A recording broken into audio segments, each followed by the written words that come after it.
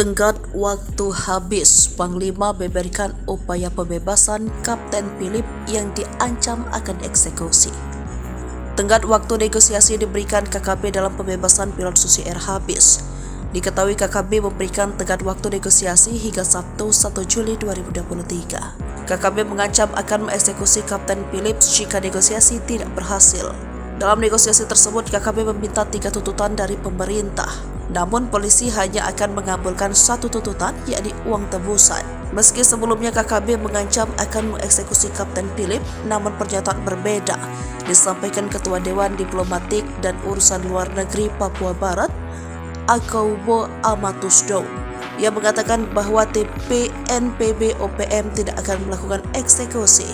Ia mengatakan bahwa TPNPB OPM adalah organisasi menjunjung tinggi hukum kemanusiaan.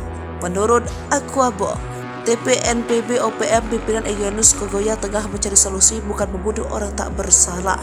Lebih lanjut, ia menegaskan bahwa Philip bukanlah musuh. Menanggapi hal itu, Panglima TNI buka suara soal nasib penyelamatan Kapten Philip Martins. Panglima TNI Laksamana Yudo Margono mengatakan bahwa tidak ada batas waktu soal proses pembebasan. Pihaknya akan terus melakukan upaya negosiasi untuk menyelamatkan Kapten Phillips. Pangko Gap Wilhan 3 Letjen TNI Agus Suhardi dan Pangdam Cendrawasih Majen TNI Izak Pangemanan diberikan tanggung jawab untuk melakukan negosiasi. Laksamana Yudo mengatakan bahwa negosiasi akan dilakukan dengan tokoh agama dan masyarakat. Ia menegaskan bahwa pemerintah tidak menginginkan penyelesaian dengan jalur kekerasan.